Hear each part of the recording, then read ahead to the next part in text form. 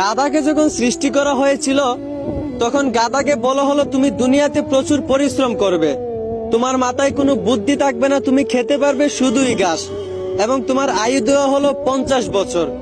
এইটা শুনে গাধা বলল, হে প্রভু, আমি এত বছর বাঁচতে চাই না, আমাকে বরঞ্চ 20 বছর আয়ু দিন আর 30 বছর আয়ু ফিরিয়ে নিন। গাধার এই প্রস্তাব মঞ্জুর করা হলো।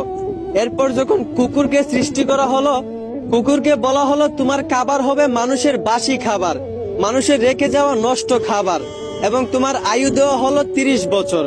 কুকুর এইটা শুনে বলল, হে প্রভু, আমি এত বছর বাঁচতে চাই না, আমাকে বরঞ্চ 15 বছর আয়ু দিন এবং 15 বছর আয়ু ফিরিয়ে নিন। সৃষ্টিকর্তা তার এই প্রস্তাব মঞ্জুর করলেন।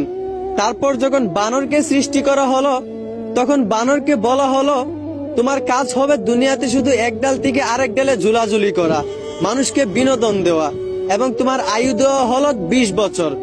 বানর তখন প্রভুকে বলল, হে প্রভু, আমি এত বছর বাঁচতে চাই না, আমাকে বরঞ্চ 10 বছর আয়ু দিন আর 10 বছর আয়ু ফিরিয়ে নিন। সৃষ্টিকর্তা বানরের এই প্রস্তাব মঞ্জুর করলেন। এরপর এলো পুরুষের পালা। পুরুষকে যখন সৃষ্টি করা হলো, তখন পুরুষকে বলা হলো তুমি হচ্ছ সৃষ্টি জগতের সবচেয়ে শ্রেষ্ঠ প্রাণী, আর তোমার আয়ু দেওয়া হলো 20 বছর। এইটা শুনে পুরুষ বলল, হে প্রভু, আমি এত কম বছর বাঁচতে চাই না, আমাকে আরো বেশি আয়ু দিন।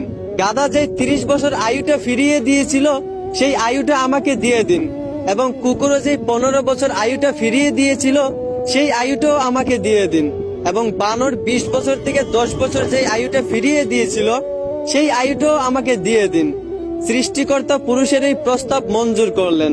মূলত তারপর থেকেই একটা ছেলে পুরুষ হয়ে বাঁচে 20 বছর, আর বাকি 30 বছর বাঁচে গাধার মতো।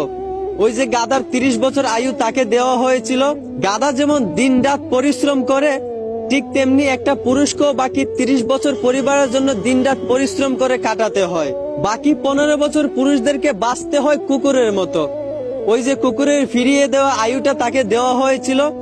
একটা কুকুর যেমন মানুষ যা দেয় তাই খেয়ে বেঁচে থাকতে হয়, ঠিক তেমনি একটা পুরুষও বাকি 15 বছর সন্তানেরা তাকে যা দেয় তা খেয়েই বেঁচে থাকতে হয়। আর বাকি 10 বছর পুরুষদেরকে বাঁচতে হয় ঠিক একটা বানরের মতো।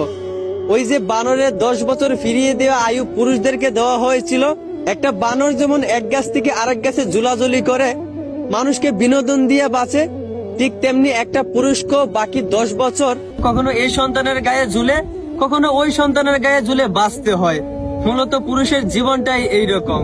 আশা করি এখন বুঝতে পারছেন একটা পুরুষের জীবন কতটা কঠিন। ধন্যবাদ।